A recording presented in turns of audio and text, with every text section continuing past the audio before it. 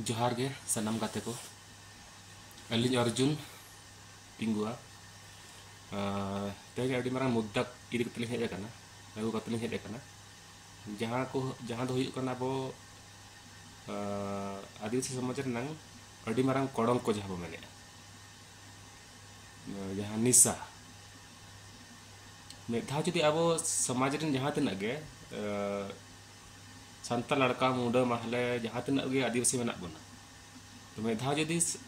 ओनार बो बोलोयना ओंडे खन ओडक तो बाबो ओडक दाड़े कना एटा जाति को को नुइया किंतु उनको दो माने ako टाइम रे को नुइया जमा को और ako ako कमी को सेना और बांगा और अबो आदिवासी दो माने नोका बो इये कना से बांगा मेधा जुदी बो एहब का न्यू खान न्यू रे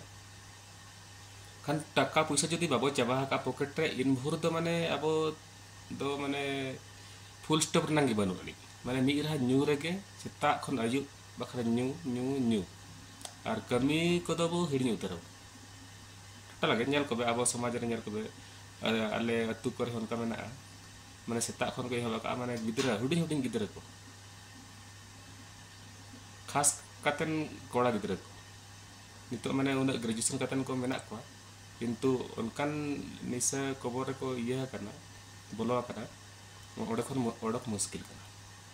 अकवा समाज प्रति चेत इया मेना आता को ना हो कोई मतलब के बांगा ओडा प्रति चेत जिम्मेदारी ओना हो बनु अनि माने नेल तिबिन माने मुश्किल गतो अबिन माने नेल हो मेता को हेबिन माने नोका को डायलॉग आसी बांगा आले आले निया आमा मा बाले निया नोन kan नेतन चिंता धारा गिदरा को ओनाते माने जहां तना अबो समाज सेवी मेना बोना अबो समाज रिन आदिवासी समाज रिन उनको कोठन ने हर अबो नितो गिदरा को चेलकार अबो समाज प्रति बो जागरूक को बांखान मेटा दिन उनका हिजुआ जे माने अबो समाज माने चाबा उतरवा निशा कबड़ ते उनका को इये कना माने को फेंटा फेंटी उतर कना माने ओनखन ओडक तो बाको ओडक दड़े कना अब समाज प्रति माने चिंता धारा के बनु निशा खन कोडक तबे तो समाज को चिंताया और नितो जहां तना माने ये चलु कना अब माने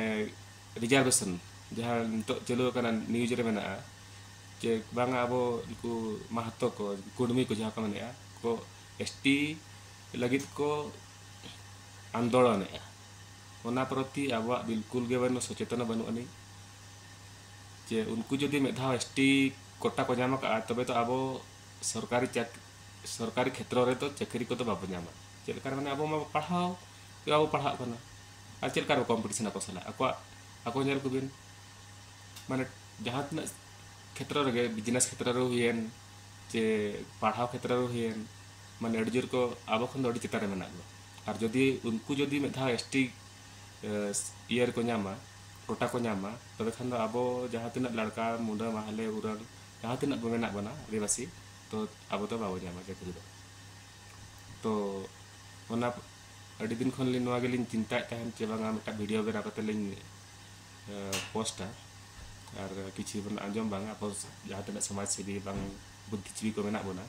मारांग हड़ को मेना बना दादा को चे दई को तो ना चिंता धारा कतन ओकालका अबरन समाज रिन कोड़ा कुड़ी को बेस होर ते को सेनो बांग निशा कबड़ खन को ये माने मुक्तो बांग तो ओना प्रति बो चेष्टा बांग और जते गे अलिन हो उनका बांगा अलिन हो जहां तिस जदी उनका गे ओड़ा अलिन सेनो कना तो गिदरा को लिन बुझाव बड़ा हो गया जो पढ़ा बांग जो कंपटीशन करे बन सेलेदो बांग और अब समाज प्रति बन समाज बन मांग तेबो इदी बांग तो तेहना वीडियो दो निना गे और नोका सामाजिक मुद्दा इदी पे हिजुआ ना तो प्रथम वीडियो करा तलिंग जदि बेस पे बुझाव के खान नवा कमेंट बांग और ओकार जदि गलती लिंग मेन का ओना हो कमेंट बांग तारे सेकंड थोर और उनकान सामाजिक मुद्दा इदी कतली हिजुआ तो तेहना वीडियो दो नडे गेलिंग मुचा देआ तो अली सेट खन मतलब आर दोहा जोहार।